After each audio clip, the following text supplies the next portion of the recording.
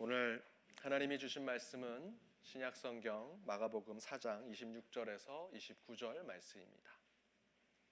신약성경 마가복음 4장 26절에서 29절 말씀, 하나님의 말씀을 한 목소리로 읽도록 하겠습니다. 또 이르시되 하나님의 나라는 사람이 씨를 땅에 뿌림과 같으니 그가 밤낮 자고 깨고 하는 중에 씨가 나서 자라되 어떻게 그리 되는지를 알지 못하느니라. 땅이 스스로 열매를 맺되 처음에는 싹이요 다음에는 이삭이요 그 다음에는 이삭의 충실한 곡식이라. 열매가 익으면 곧 낯을 대나니 이는 추수 때가 이르렀음이라. 아멘. 세상에 이런 말이 있습니다. 우리 인간은 샘이 마를 때까지 물의 가치를 결코 깨닫지 못한다라는 것입니다. 샘이 말라야 물이 얼마나 소중한지 알게 된다는 것이죠. 여러분, 자유가 얼마나 여러분에게 소중하고 감사한 것인지 여러분 잘 알고 계십니까? 지금 우리가 자유가 충만하기 때문에 우리가 자유라는 것이 얼마나 감사한지 우리는 잘 모릅니다. 지금 여러분에게 억압이 되고 구속이 된다면 그때서야 우리 인간은 자유가 그렇게 우리에게 감사한 것이었구나라는 것을 깨닫게 되죠. 한국 남자들이 왜 군대 간 후에 철이 드는지 아십니까? 젊은 시절 자유를 누리다가 군대 가서 억압받고 구속받으니 그때서야 그 젊은 시절의 자유가 얼마나 감사한 줄을 알기 때문에 군대 다녀오면 한국 남자들이 철이 든다고 얘기합니다. 건강은 어떻습니까? 지금 건강하니 여러분 건강이 감사의 제목이 되지 않습니다. 그러나 여러분 건강의 문제가 곧 생겨보십시오. 지금 이렇게 건강한 것에 감사를 경험하게 되실 것입니다. 저는 25년 전에 눈 수술을 받았습니다. 그 이후로 지금까지 저는 제 눈이 제 건강에 항상 걸림돌이 되고 있습니다. 보험도 제대로 들을 수 없고 제가 원하는 운동도 할 수 없습니다. 건강한 눈을 가질 때가 너무나 감사했구나. 25년 동안 계속해서 그렇게 기도하고 있습니다. 여러분 건강할 때 여러분에게 주어진 건강에 감사하십시오. 세 번째는 사람입니다. 지금은 주변에 모두 있는 우리 사람들이 정말 감사한 대상인 줄 모릅니다. 그래서 오히려 그 사람을 볼 때 짜증을 내기도 하고 화를 내기도 하고 불평하기도 하죠. 하지만 그 사람이 없게 되면 우리는 그때서야 그 사람이 너무나 소중하고 감사한 사람인 줄을 알게 됩니다. 저는 제 가족에 할머니, 할아버지, 외할머니, 외할아버지, 양가 제 조부모님이 모두 안 계십니다. 모두 하늘나라에 가셨습니다. 모두 천국에 보내드리고 나니 너무나 죄송하고 생전에 잘 해드리지 못한 것이 마음이 아픕니다. 그분들이 그립습니다. 그분들이 살아계실 때 생전에 더 잘해드릴 걸, 그 생전에 계신 것이 내겐 감사한 줄을 제가 그때는 잘 몰랐다라는 것입니다. 여러분 옆에 있는 분들 한번 잘 보십시오. 늘 옆에 있고 곁에 있으니 감사한 줄 모르는 것뿐입니다. 내 옆에 있는 사람이 없으면 가장 서운하고 속상하게 될 것입니다. 우리 옆에 있는 분들, 내 주변에 있는 분들, 내 가족에게 감사를 늘 표현하시기 바랍니다.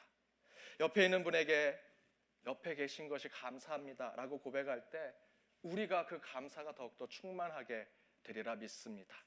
우리 옆에 있는 분들과 이렇게 인사 나누기 원합니다. 당신이 여기 계셔 주셔서 감사합니다. 당신이 여기 계셔 주셔서 감사합니다.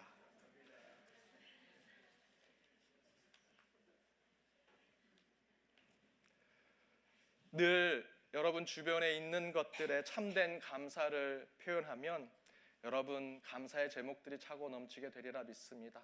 항상 가지고 있는 것에 감사하는 마음을 가지시는 한 주가 되시기를 바랍니다. 말씀 전하도록 하겠습니다. 예수와 감사, 추수감사절, 감사의 한 달 설교 시리즈 세 번째, 감사는 기다리는 자의 것입니다 라는 말씀의 제목으로 함께 나누고자 합니다. 오늘 본문의 말씀의 비유는 제목이 자라나는 씨의 비유라고 이야기합니다. 우리 26절 말씀을 함께 읽어보도록 하겠습니다. 26절입니다. 스크린을 보고 함께 읽으면 됩니다. 함께 읽겠습니다.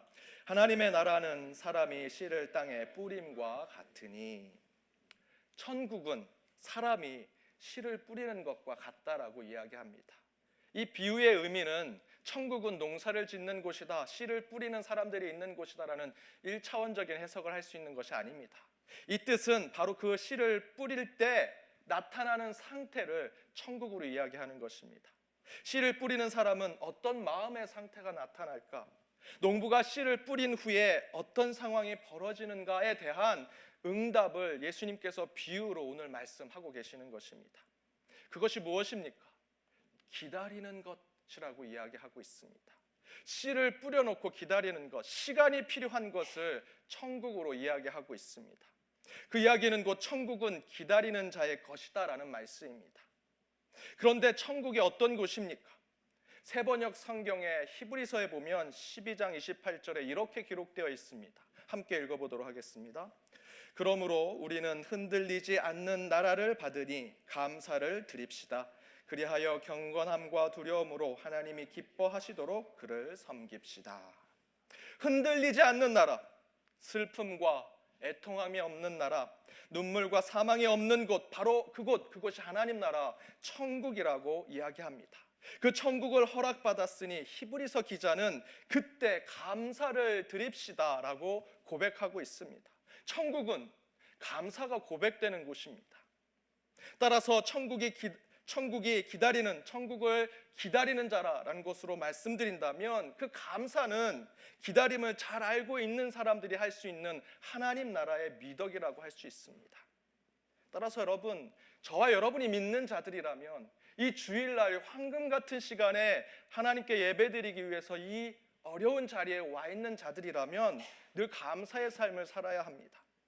그러면 저와 여러분의 삶이 천국의 삶이 될 것이고 하나님의 나라가 우리 주변에 이루어질 것입니다. 그런데 바로 오늘 자라나는 씨의 비유는 바로 그 기다림은 바로 이 땅에서 감사를 우리에게 채우고 있다라고 설명하고 있습니다.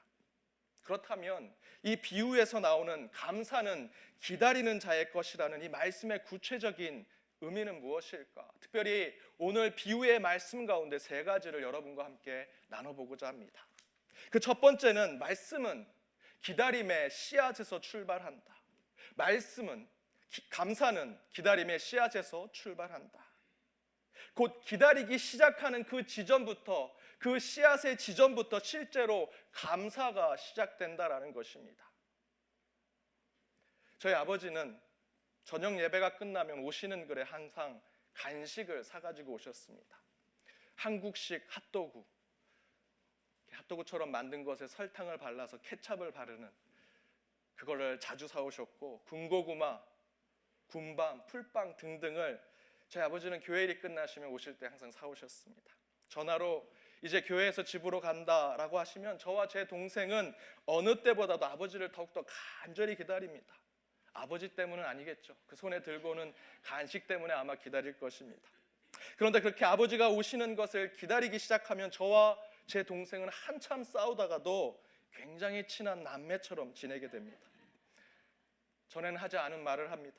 야, 오늘따라 머리핀이 이쁘다, 얼굴이 이쁘다. 제가 하면서도 닭살이 돋아서 참으로 힘들지만 희한하게도 아버지가 오신다는 소식을 들은 후에는 잘 보이고 싶은 마음, 좋은 것들을 보고 싶은 마음이 생깁니다. 뭐가 씌었는지 좋은 것만 보입니다. 그렇게 해야 아버지가 오셔서 간식을 풀어 놓으실 때 온 식구가 맛있고 사이좋고 행복하게 그 음식을 먹을 수 있기 때문입니다. 그래서 우리는 아버지가 오신다는 이야기를 들으면 바로 그 즉시 감사하는 마음을 갖게 됩니다. 서로를 향해 긍정의 눈을 갖게 되고 좋은 것만 보려고 합니다. 그런데 지금 이런 모습이 저희 가정에서도 비슷하게 나타납니다. 제가 집에 간다라고 하면 제 두 자녀가 가보면 정말 사이좋게 너무나 행복한 가정처럼 있습니다. 그래서 제가 오늘도 즐겁고 행복하게 사이좋게 지냈구나, 아유 고맙다 제 아들 딸에게 얘기하면 제 아내가 무슨 아빠가 올 때까지 싸우고 말 안 듣고 툴툴거리면서 그렇게 그러더니 아빠가 온다고 하니까 저렇게 의좋은 형제처럼 늘 말 잘 듣는 딸 아들처럼 저렇게 하고 있는 거지 라고 얘기하죠. 그러나 여기서 중요한 것은 누군가가 온다고 할 때 그 기다리는 마음을 가지면 마음이 바뀌더라는 것입니다. 악한 마음이 선한 마음으로 바뀌고, 누군가를 기다리면 부정적인 것이 긍정적으로 바뀌고 나쁜 것이 좋은 것으로 바뀌는 그런 상태가 나타나더라. 이것처럼 기다림의 씨앗은 우리에게 감사를 채웁니다. 은혜를 깨닫게 하더라는 것입니다. 아직 이루어지지 않았는데 기다리기만 시작하면 잘하려고 노력합니다. 좋은 것을 찾아내려고 하고 거기에 감사가 흘러넘칩니다. 오늘 본문 26절에서 천국이라는 곳이 씨를 뿌리고 싹이 자라서 열매가 맺는 곳이 천국이다라고 얘기하지 않았습니다. 무엇이라 얘기합니까? 천국은 농부가 씨를 뿌림과 같다고 얘기합니다. 그 뿌린 것이 큰 열매를 맺은 것이 천국이라고 얘기하지 않습니다. 씨 뿌린 것 자체가 천국이라고 얘기합니다. 곧 씨를 뿌리고 기쁨과 감사로 기다리는 마음을 갖는 것, 바로 그것이 하나님 나라의 삶이라고 얘기해주고 있습니다. 제가 지난 주일에 헬렌 켈러의 에세이 사흘만 볼 수 있다면 이라는 책을 소개해드렸습니다. 그 에세이에서 헬렌 켈러는 자신은 시각, 청각, 중복 장애를 가지고 있는데 혹시 내가 3일만 볼 수 있다면 이라는 꿈을 가지고 있었다라고 말씀드렸습니다. 헬렌 켈러는 앞을 보지 못합니다. 어떤 소리도 듣지 못합니다. 그러나 그녀는 1900년대 초에 미국의 여성의 참정권, 여성이 정치적으로 선거에 참여할 수 있는 것을 위해서 싸웠던 사람입니다. 당시 대부분의 여성들은 남성보다 못하다고 생각했습니다. 그래도 나는 흑인보다 나아라고 생각했던 그 구시대에 헬렌 켈러는 시각과 청각 장애를 가지고 있음에도 불구하고 여성의 권리를 위해서 싸웠던 운동가였습니다. 내가 장애를 가지고 있으니 장애인의 인권만을 위해서 싸워야겠다. 아닙니다. 앞을 보지 못하고 듣지 못했던 헬렌 켈러는 여성의 참정권을 위해서 싸웠던 자였습니다. 또한 그는 세계 평화주의자로 세계 곳곳을 돌아다니면서 진정한 평화, 참된 반전 운동을 펼치기도 했습니다. 이런 반전 평화 운동을 하면서 헬렌 켈러는 당시 미국 대통령이었던 우드로 윌슨의 민족 자결주의를 비판했습니다. 미국의 강대국 방식의 세계 평화가 아니라 각 나라와 민족의 진정한 평화를 위해서 미국과 미국 대통령과 미국의 행정부와 싸웠던 사회운동가가 앞을 보지 못하고 귀를 듣지 못하는 헬렌 켈러였습니다. 설리번 선생님과 아름다운 예화만을 가지고 있는, 그래서 늘 난 장애를 가지고 있으니까 집에만 머물러야 하는 그런 장애인 중에 한 사람이 아니었습니다. 도저히 우리는 상상할 수 없는 일을 헬렌 켈러는 100년 전에 했습니다. 그것도 우리처럼 두 눈, 두 귀를 가지고 한 것이 아니라 보지 못하고 듣지 못하는데 그 위대한 일들을 했다라는 것입니다. 저는 그 힘이, 헬렌 켈러가 그런 일을 할 수 있는 그 힘이 바로 내가 3일을 볼 수 있다면 이라는 그 기다림 때문이었다라고 믿습니다. 헬렌 켈러도 본인이 평생 3일을 보게 될 것이다 라고 생각하지 않았다 생각합니다. 그러나 그녀는 그럼에도 불구하고 그 기다림을 포기하지 않았습니다. 언젠가는 볼 수 있을지 몰라, 언젠가는 들을 수 있을지도 몰라, 그때를 위해서 나는 부끄럽지 않은 삶을 살아야지 라는 마음으로 헬렌 켈러는 늘 기다리는 삶에 최선을 다했습니다. 그녀에게는 3일 동안 볼 수 있을지 모른다는 씨앗이 그의 가슴에 심겨져 있었습니다. 그리고 기다리고 또 기다리면서 더욱더 감사가 넘치는 삶을 살아갔습니다. 자신만을 위한 감사가 아닙니다. 내 주변에 나와 같이 어려움을 겪는 자들과 세계 평화를 위해서까지 그는 감사의 신앙을 살아갔습니다. 그래서 그는 보지 못하고 듣지 못하지만, 눈과 귀는 없지만 발과 온몸으로 뛰어다니는 행동가의 실천가를 보여주셨습니다. 사랑하는 여러분, 감사는 기다림의 씨앗에서 출발합니다. 기다림이 시작되면 우리는 그때부터 꿈을 꿀 수 있고 하나님의 거룩한 상상을 계속해서 꿈꿀 수 있습니다. 기쁨과 감사가 넘치는 그곳에서 늘 기도하고 간구할 수 있는 것입니다. 여러분, 기다림으로 감사를 채우십시오. 특별히 하나님이 주시는 비전과 거룩한 계획을 여러분의 삶과 인생에 심으시기 바랍니다. 이제부터 그 씨앗에서부터 감사한 일들이 시작될 것입니다. 두 번째, 감사는 기다리는 과정 속에서 경험하게 된다라는 것입니다. 감사는 기다리는 과정 가운데 경험하게 된다. 우리 27절 말씀을 함께 읽어보겠습니다. 27절입니다. 그가 밤낮 자고 깨고 하는 중에 씨가 나서 자라되 어떻게 그리 되는지 알지 못하느니라. 씨를 심었습니다. 그리고 그 비전의 씨, 하나님의 계획의 씨를 우리의 삶 가운데 심는 것으로 우리는 기다림의 감사가 생긴다고 말씀드렸습니다. 그러나 한 가지 더, 예수님은 바로 그 거룩한 하나님의 비전의 씨가 심겨져서 자라나는 과정 가운데 우리에게 감사가 경험된다고 이야기합니다. 그런데 27절 마지막 부분에 무엇이라 표현합니까? 어떻게 그렇게 되었는지 알지 못합니다. 어떻게 그렇게 자랐는지 성장했는지 저는 알지 못합니다 라고 이야기합니다. 기다리는 과정에서 경험하는 감사의 삶이란 우리가 알지 못하는데 성취되어지고 이루어지는 것에 감사하는 신앙을 이야기합니다. 곧 우리가 계획하고 노력해서 얻는 것에 감사하는 것이 아니라 주님, 저희는 무능합니다. 저희는 무지합니다. 아무것도 하지 못하는 것, 그것을 깨닫는 그곳에서 우리는 감사를 고백할 수 있다라는 것입니다. 독일 성서 주석에 오늘 이 비유의 말씀을 이렇게 해석합니다. 하나님 나라를 스스로 세우려는 혁명가들도, 하나님 나라가 올 시간을 계산하고 있는 율법학자들도, 맹목적으로 순종함으로써 하나님 나라를 억지로 앞당겨 오려는 바리새인들도 하나님 나라를 발견하지 못할 것입니다. 오직 하나님의 끊임없는 활동을 예측하면서 끈기 있게 추수의 때를 기다리는 믿음만이 하나님 나라를 발견할 것입니다.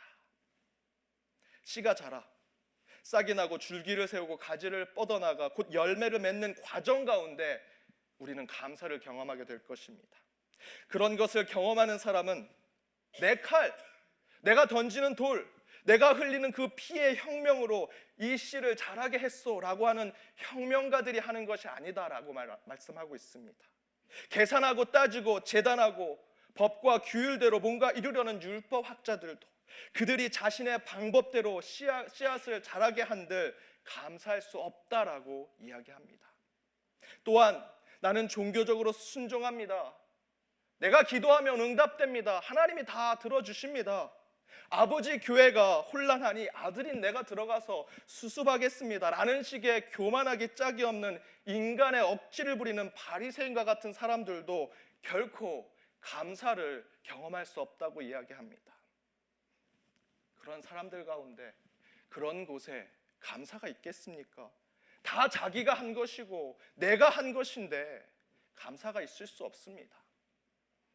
그러나 여러분, 감사는 오직 씨앗이 자라 싹을 내고 줄기를 세우고 가지를 뻗어내는 성장의 과정 속에서 저는 이렇게 된 줄 모릅니다. 어떻게 된지 모릅니다 라는 고백하는 자들에게 하나님은 감사를 주신다고 말씀해 주고 계십니다.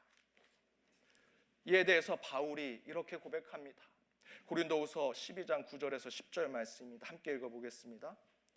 나에게 이르시기를 내 은혜가 내게 족하도다. 이는 내 능력이 약한 데서 온전하여 짐이라 하신지라.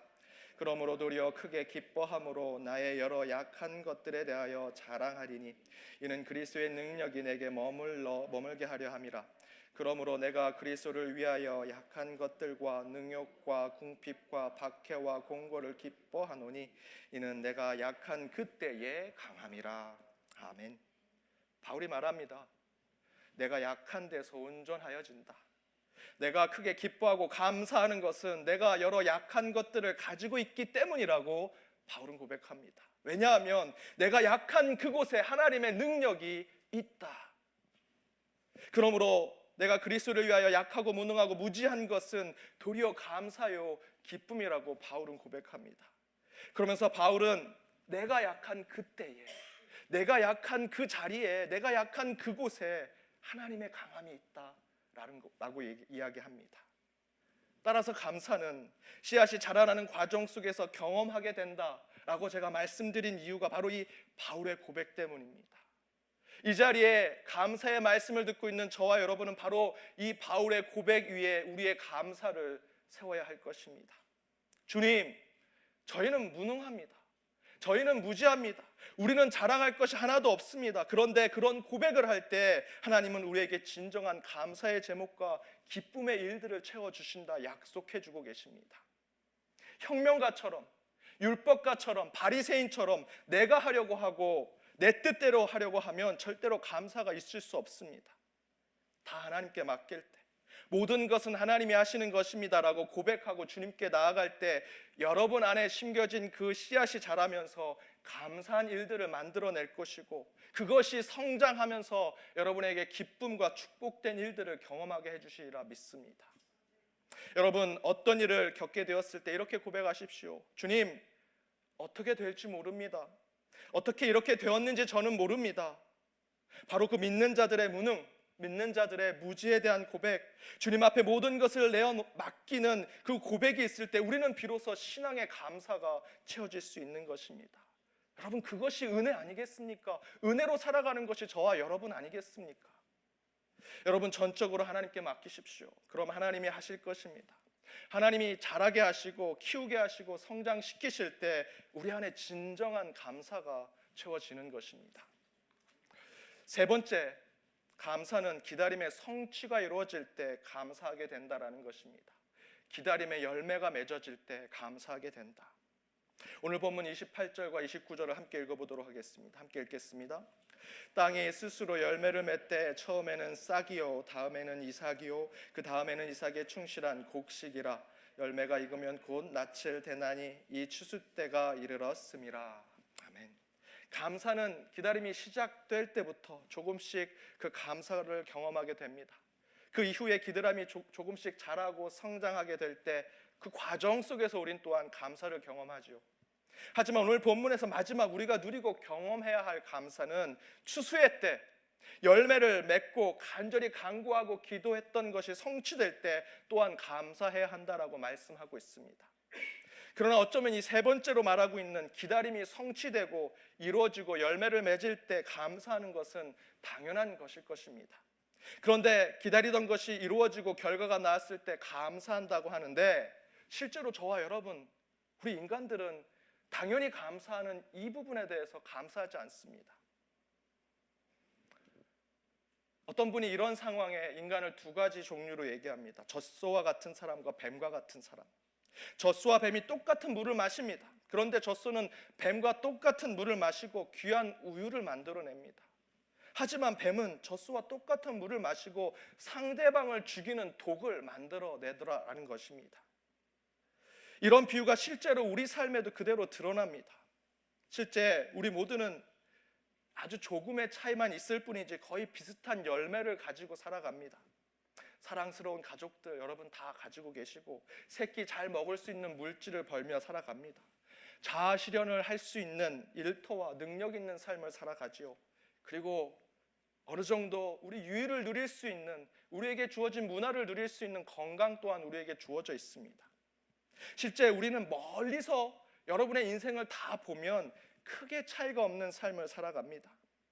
그런데 어떤 이는 그 삶의 열매를 먹고 생명을 허락하는 우유를 만들어냅니다. 하지만 다른 사람들은 똑같은 삶의 열매와 결과를 받아놓고도 독을 품고 부정적인 것만 내뿜습니다.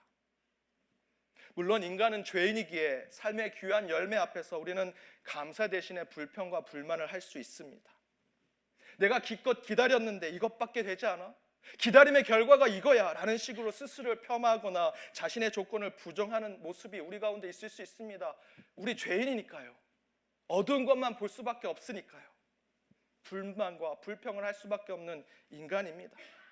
그러나 예수님은 오늘 자라나는 씨의 비유를 통해 씨가 뿌려짐에 감사하고, 그 씨가 성장하는 것에 감사하고, 그 열매를 맺는 그 과정 속에서 감사가 채워졌을 때, 특별히 마지막에 추수하여 얻게 될 그 열매에 대해서 어떤 결과, 어떤 조건이라도 항상 감사하는 삶을 살라고 우리에게 말씀하고 계십니다. 그런데 저희는, 저와 여러분은 그렇게 하지 못합니다. 감사할 일이 많은데, 분명히 있는데 감사가 없습니다. 저는 저와 여러분이 이런 관점 속에서 끊임없이 아담과 하와의 태초의 범죄가 우리의 삶 가운데 반복되고 있다고 믿습니다. 태초에 아담과 하와에게 주어진 세상이 무엇입니까? 에덴 동산이었습니다. 천국과 같은 곳입니다. 얼마나 좋은 곳입니까? 저와 여러분이 가려고 하는 곳이 그곳 아닙니까? 그런데 아담과 하와가 사단과 같은 뱀의 시험을 받아 무엇을 듣습니까? 창세기 3장 4절에서 5절입니다. 함께 읽어보겠습니다. 뱀이 여자에게 이르되 너희가 결코 죽지 아니하리라. 너희가 그것을 먹는 날에는 너희 눈이 밝아져 하나님과 같이 되어 선악을 알 줄 하나님이 아심이니라. 이걸 먹으면 결코 죽지 아니하리라. 눈이 밝아지리라. 하나님처럼 될 것이다. 에덴 동산보다 더 좋게 될 것이고 지금보다 더 나아질 것이다 라는 유혹을 받는 것입니다. 아담과 하와는 병든 것이 아니었습니다. 문제가 있는 것이 아니었습니다. 그들에게 어떤 잘못된 일이 있는 것이 아니었습니다. 그들은 단지 감사할 줄 몰랐습니다. 불평과 불만의 눈으로 자기 손에 주어진 열매가 얼마나 좋은 것인지 모르고 감사하지 못하는 그들의 모습이 태초의 범죄의 그 사건 속에 나타나고 있는 것입니다. 그래서 아담과 하와는 모든 것이 주어진 에덴에서 쫓겨나서 온 인류의 죄성을 밝히 드러내는 죄인의 대표자가 되었습니다. 그런데 여러분, 이 아담과 하와의 이 태초의 죄의 문제가 저와 여러분 일상 속에서 계속 반복되고 있습니다. 에덴까지는 아니더라도 우리는 충분히 감사할 것을 늘 받고 살아가는 존재들입니다. 단지 우리는 감사할 줄 모르고 계속해서 아담과 하와가 태초에 죄인의 자리로 갔던 그 죄를 반복하며 살아가고 있습니다. 여러분, 감사의 제목 가운데 불평과 불만과 더 욕심을 가지고 더 이기심을 가지고 살아가는 것이 저와 여러분의 모습 아닙니까? 여러분, 2017년도를 한번 돌아서 생각해 보십시오. 기도 제목 가운데 100% 응답되진 않았지만 분명히 응답받지 못한 것보다 응답받은 것이 더 많을 것입니다. 작년보다 올해가 더 나았을 것이고 더 성장하였을 것입니다. 물론 아직도 기도하고 응답을 기다리는 것이 있겠지만 많은 것들이 기다림 끝에 성취되었을 것입니다. 많은 것을 하나님이 채워주시고 감사의 제목으로 주셨습니다. 그런데 지금 우리는 어떻게 하고 있습니까? 아담과 하와가 태초에 지었던 죄처럼 더 나아지고 더 좋아지는 것을 추구하고자 하고 있습니다. 사랑하는 여러분, 감사는 기다리는 자의 것입니다. 시편의 다윗이 이렇게 고백합니다. 103편 5절에서 6절입니다. 함께 읽겠습니다. 나 영혼은 여호와를 기다리며 나는 주의 말씀을 바라는도다. 파수꾼이 아침을 기다림보다 내 영혼이 주를 더 기다리나니 참으로 파수꾼이 아침을 기다림보다 더하도다. 기다림의 시작에서부터 무엇인가를 기다리는 과정, 그리고 그 기다림의 결과에까지 우리는 사실 엄청난 감사를 경험하며 살아가고 있습니다. 그 이유는 오늘 시편의 말씀대로 그 기다림에는 주님이 함께 하시기 때문입니다. 그 기다림의 시간에는 주님이 늘 동행하고 계시기 때문입니다. 곧 믿는 자들의 기다림은 곧 하나님의 시간 가운데 이루어지는 것입니다. 여러분, 파수꾼이 아침을 기다리는 것 이상으로 우리의 삶과 우리의 시간의 주인 되신 하나님께서 분명히 감사를 우리에게 주실 것이고 그것을 기다리게 하실 것이라 저는 믿습니다. 사랑하는 여러분, 하나님이 주시는 그 기다림 가운데 감사의 제목들을 찾아내시고 가장 낮은 자, 또 겸손한 자의 마음으로 그 감사에 기뻐하시며 하나님께 찬양하는 자들이 되길 바랍니다. 이번 한 주 추수감사절을 준비할 때 2017년도를 돌아봐 모든 것이 돌아보니 하나님의 감사였습니다 고백하는 한 주의 삶이 되시길 주님의 이름으로 축원드립니다. 함께 기도하겠습니다. 사랑의 하나님, 감사의 한 대를 보내는 저희에게 귀한 말씀을 허락하심을 감사드립니다.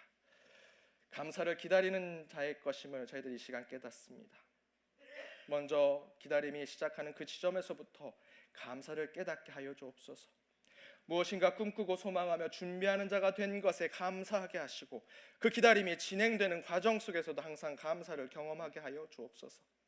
그러나 그때 그 기다림이 열매로 맺어질 때 어떤 결과와 상황일지라도 하나님 앞에 감사하는 자가 되게 하시고 그 모든 것을 주관하시는 주님 앞에 겸손히 나아가는 저희 모두가 되게 하여 주옵소서. 2017년 한 해 부어주신 감사를 말씀으로 다시 새겨보며 기쁨과 은혜로 나아가는 한 주의 삶이 되게 하여 주옵소서. 이 모든 말씀 예수님의 이름으로 기도드립니다.